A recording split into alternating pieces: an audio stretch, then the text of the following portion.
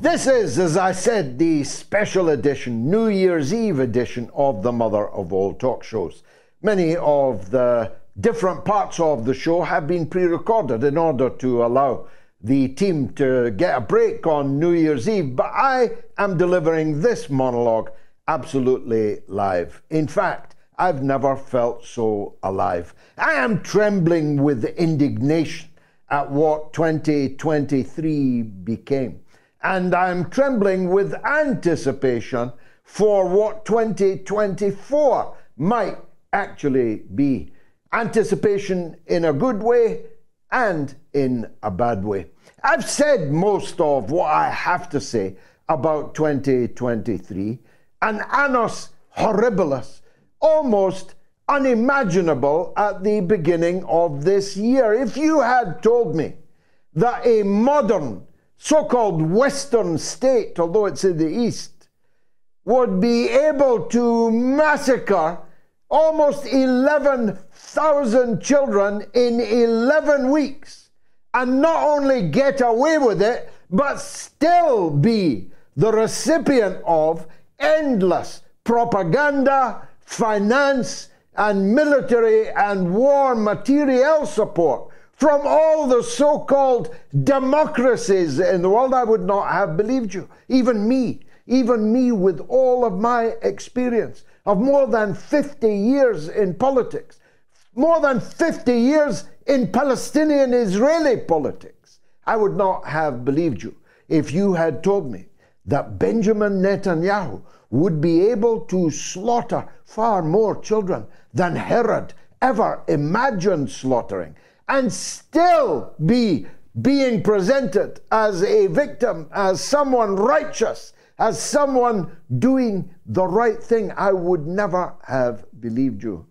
Well over 25,000 people have been slaughtered in 11 weeks towards the end of 2023. And the great majority of them have been women and children. Just think about that for a minute. Could any other country present as legitimate a military response that killed 70% of its victims, and they were women and children? And of the 30% of the victims, the Israeli military themselves are open about the fact they have killed hardly any Hamas fighters in Gaza. How could they?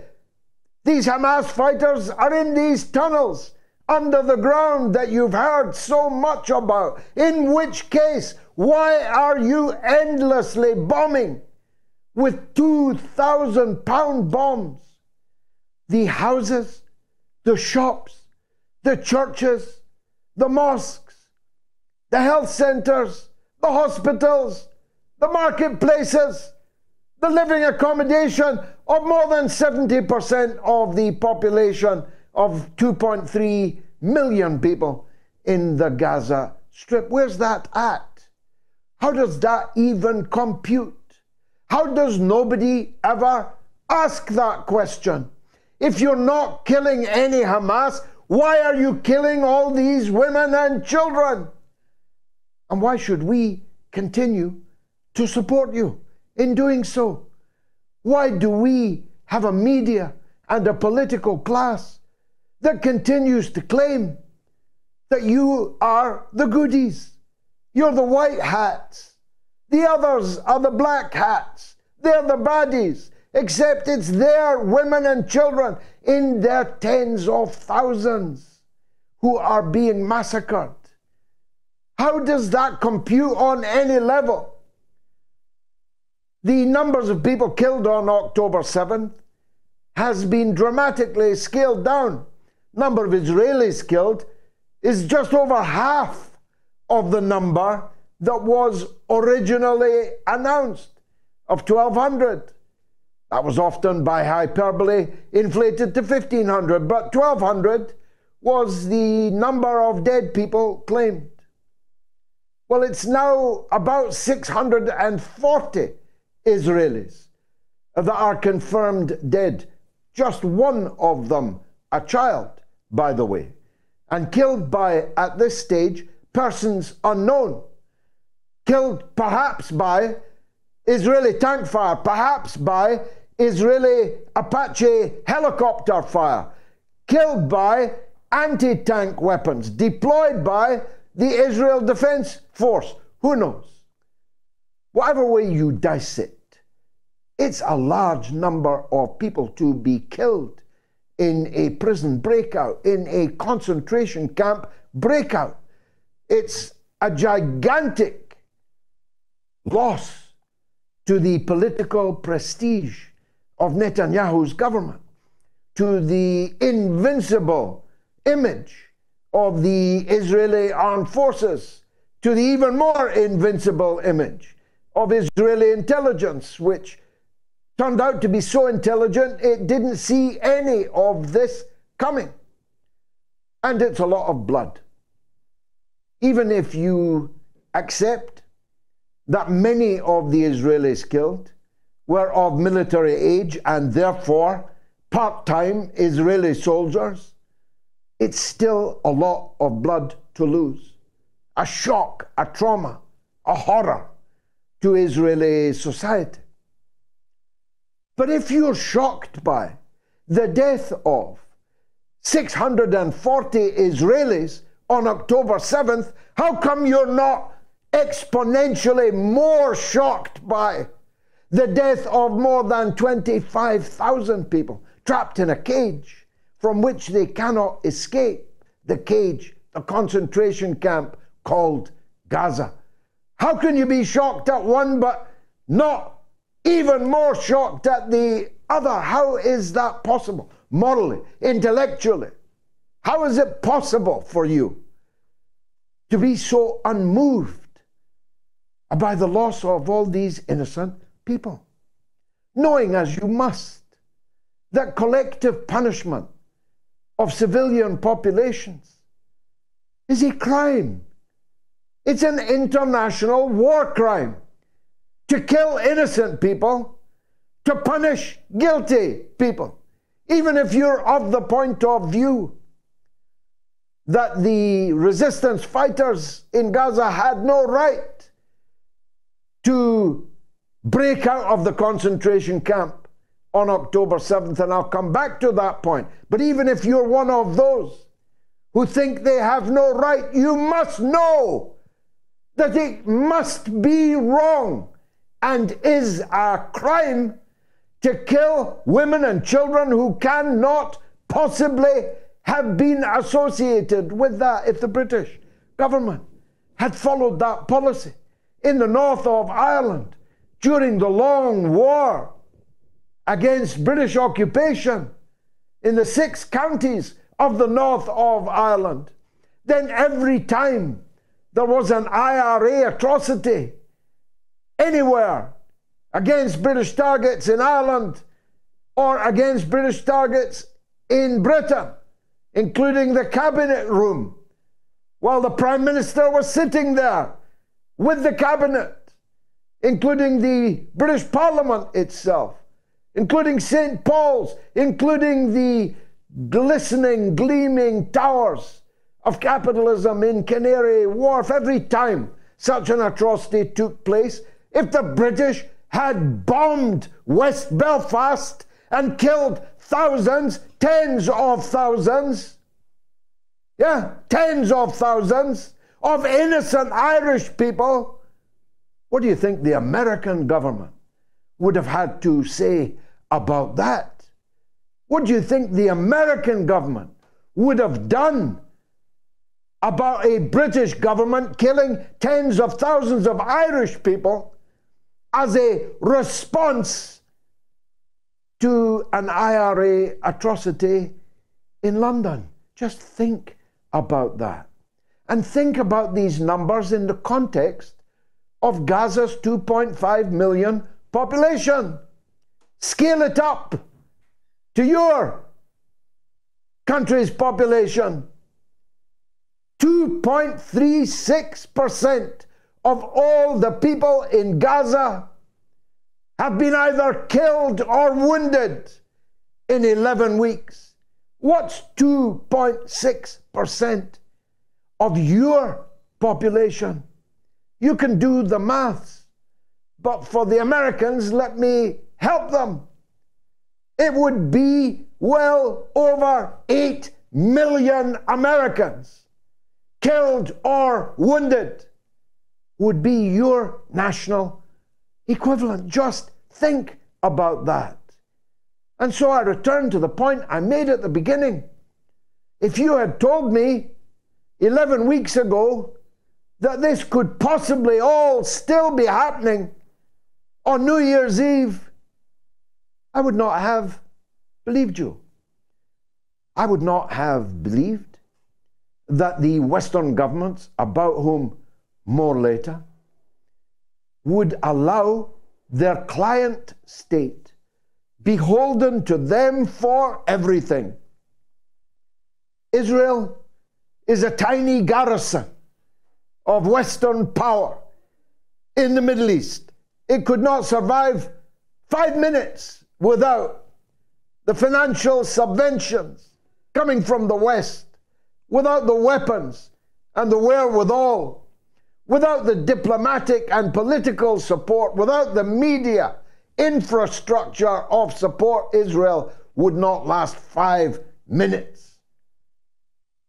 So you got to ask yourself, what should the tens, maybe hundreds of millions of people in the West who profoundly disagree with all of this, who are revolted by it, who cannot gaze anymore at small children carrying other dead, small children over their shoulders dead through the streets, who cannot bear any longer to see babes in swaddling clothes like the Messiah himself in the manger in Bethlehem in Palestine, who cannot bear to see the lifeless bodies of these children anymore. What are we supposed to do about the fact that our governments made it all possible? Well, it's to that I now turn. 1848 was known as the year of revolutions. 2024 will likely not be a year of revolutions, though you can live in hope. But it will be a year of elections. And I'm going to concentrate on just 2 of them. And I'm going to lay out the path for self-respecting, normal humans in the United States and the United Kingdom, and what they should do in those elections. It could be summed up in one line. So I'll do that in case you want to go and put the kettle on. Here's the one line.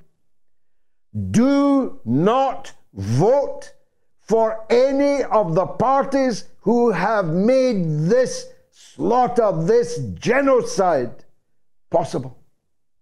Because if you do, you are complicit in it.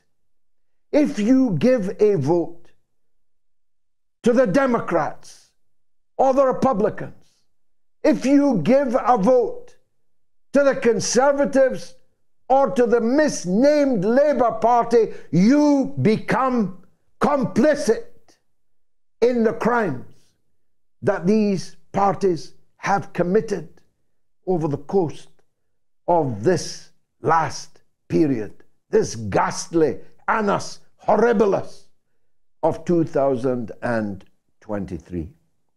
Let me start with the more important, the United States of America. Joe Biden was never the lesser of 2 evils. He's been an evil bastard all of my life. I have known him to be evil personified all of my life. He's older than me. He acts much older than me.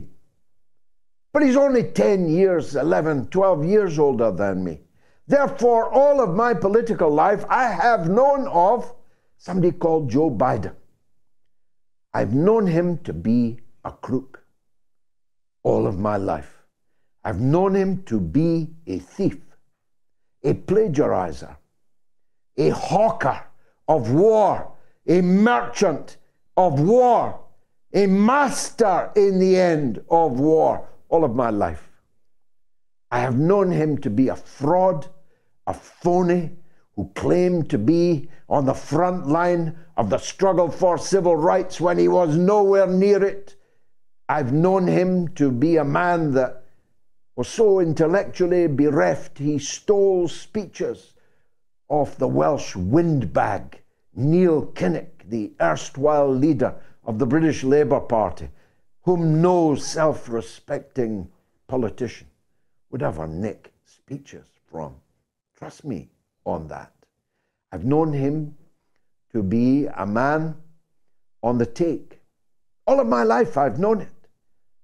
The senator for Delaware, where almost every dodgy corporation in the world is officially registered. He has been on the take decade after decade, building up a portfolio for him and his large family of multi-million-pound homes and a lifestyle far removed from that could be enjoyed on a normal public sector salary, if you get my drift. But all of that was of little importance to me. What mattered to me, when he first came right into the center, right into the crosshairs of my political radar, was when he became the foghorn, the #1 champion of George W. Bush's invasions of Afghanistan and then Iraq. Biden was on his feet. In fact, he was scarcely off his feet. As a Democrat, supporting the Republican president, imbecile, George W. Bush, every inch of the way. There was no argument he would not deploy for the destruction, the breakup, the annihilation of Iraq. He seemed to glory in it, as if he viscerally enjoyed wading in the blood of the Iraqi people and the destruction of Iraq that he willed. He even introduced legislation to split Iraq up into multiple different countries. That's when I really knew I hated him very much indeed. And then his support for Netanyahu's Israel is not new. It is sincere. He sincerely told us decades ago, and I'll quote him, "If Israel did not exist, America would have to invent it."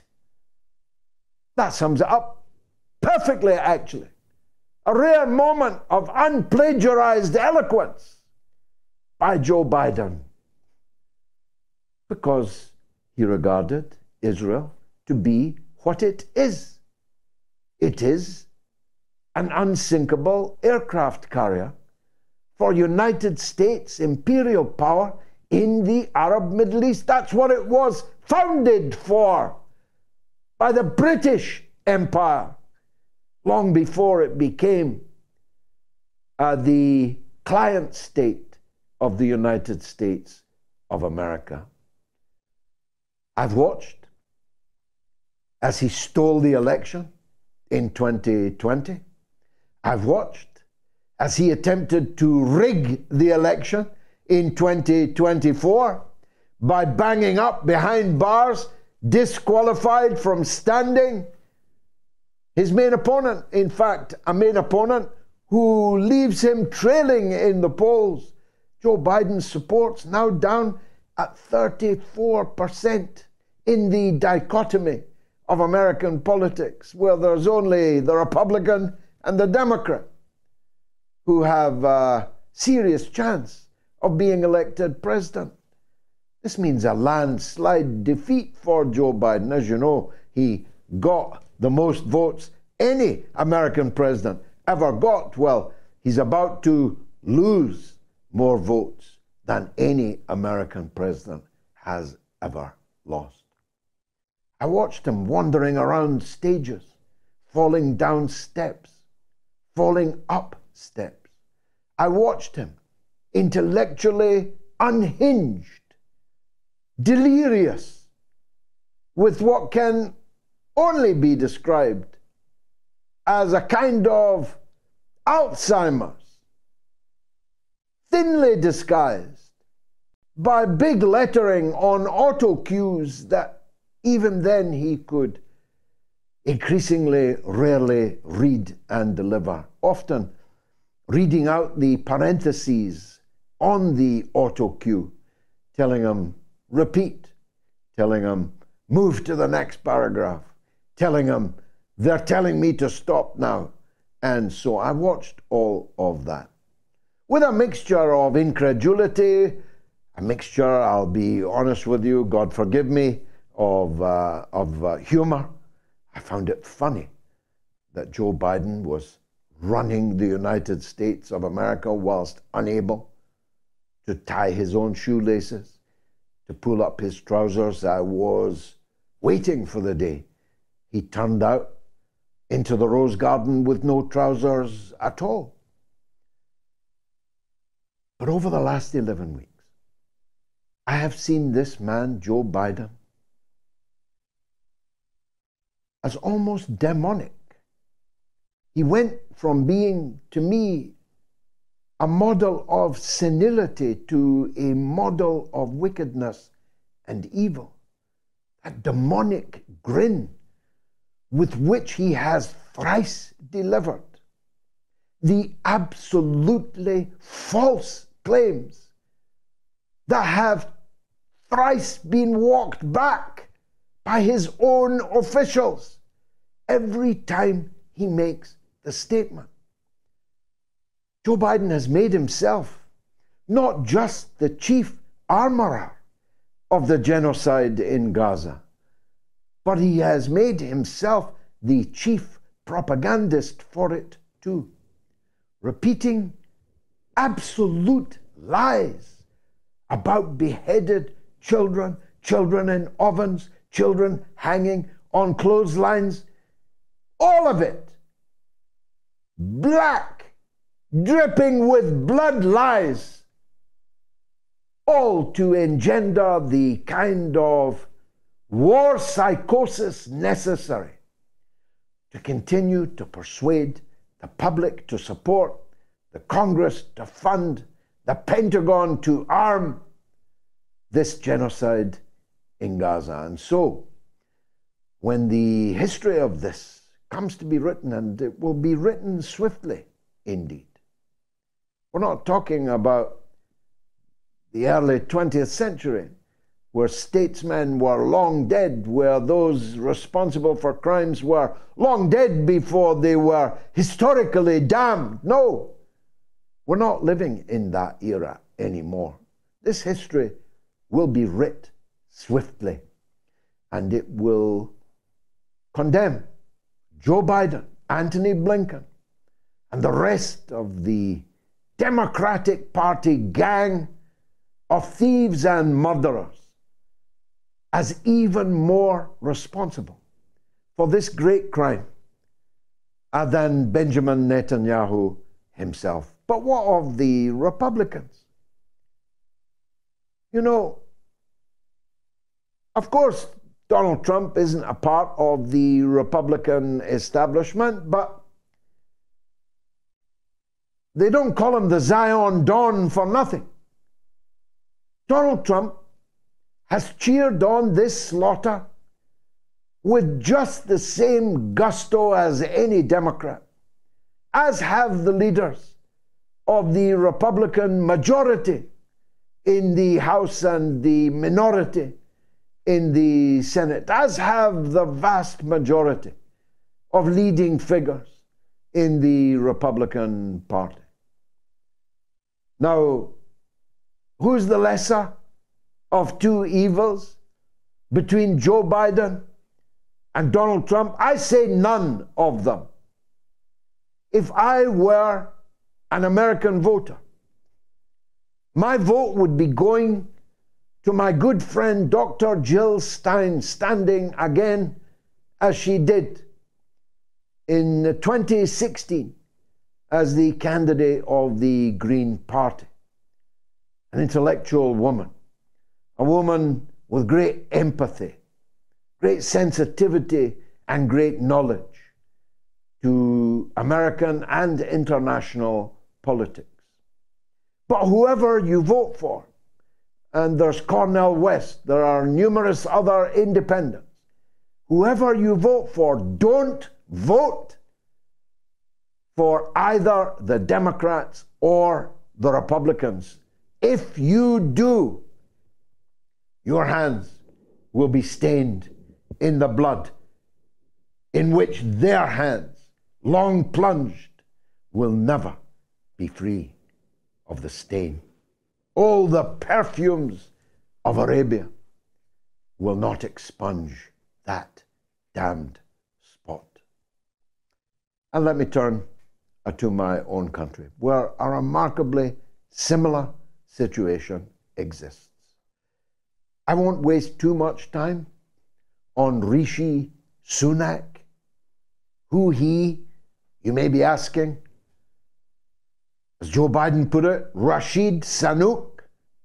Go figure, is what he said in public on the day that it was learned that a little Indian called Rishi Sunak was now the master of the remains of the British Empire. Rashid Sanook is exactly what he looks like, exactly who he says he is. And therefore, if there was a lesser of two evils in the British picture, it would be him. Because he's honestly robbing the working people of the country. He's honestly serving as a teawala in the American empire. He's honestly not pretending to be anything other than what he is. He's a shoeshine boy for the American empire, as his antecedents were shoeshine boys for the British Empire. He's at least got the benefit of honesty. My ire has to be concentrated on the man that pretends to be the leader of the opposition, a man called Sir Keir Starmer, QC, now KC, a man who has served the British establishment well and continues to do so, a man who stabbed in the back the leader of the Labour Party, Jeremy Corbyn, and who sabotaged his real possibility of becoming a very different kind of Prime Minister of a very different kind of Great Britain. Starmer stabbed him in the back. More fool Jeremy Corbyn for clutching this asp to his breast whilst pushing away his old friends, throwing them under the bus, preferring the company of this venomous creature, Keir Starmer, promoting him again, all the while being stabbed in the back by him and by people like him. Since becoming leader of the opposition, he's kicked out Corbyn out of the Labour Party and decreed that Corbyn will never again stand as a Labour candidate, sit as a Labour member of Parliament. He's broken all 10 of his pre-election pledges. He has ruthlessly purged the Labour Party of anyone who could remotely be described as genuinely labor. He has promoted the very enemies of labor to the front ranks. But even all of that didn't prepare us for the level of his treachery over the genocide in Gaza. He long ago made clear that he was, and I quote, without equivocation, a supporter of Zionism, a supporter of Israel. He didn't hide that. What he did hide was that when Netanyahu, as a matter of deliberate and illegal policy, switched off the electricity, switched off the water, cut off the food, cut off the medicine, didn't allow any semblance of humanitarian aid into Gaza, that Keir Starmer would openly, publicly, on radio, on television, defend it. There's no getting away from that. That in refusing to call for a ceasefire in Gaza, Keir Starmer made himself utterly guilty of the war crimes of Benjamin Netanyahu, the war crimes of starvation, the war crimes of famine, pestilence and disease, and the war crime of savage bombardment, which has eviscerated, turned into ash, tens of thousands of men, women, and children in the Gaza Strip. And until right now, he continues to do so. And therefore, the same as I said about the United States election holds true here. If you vote for Rishi Sunak or Keir Starmer, you've got blood on your hands too.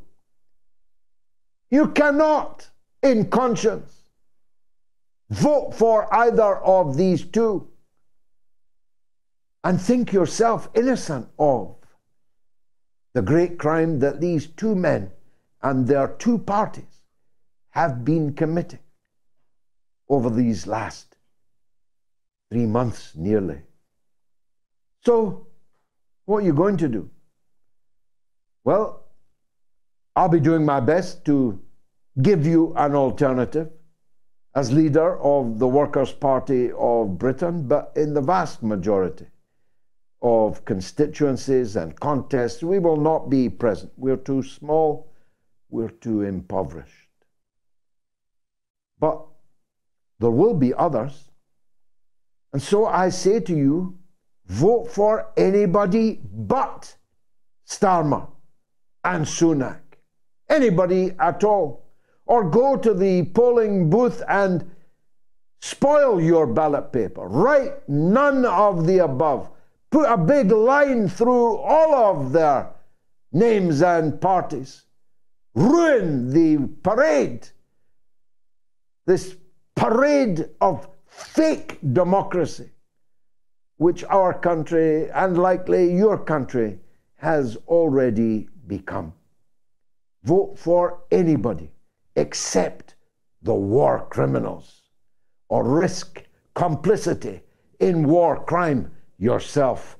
It's the mother of all talk shows, and have we got some brilliant reprise of some of the best interviews of 2023 coming your way. Stay tuned right now.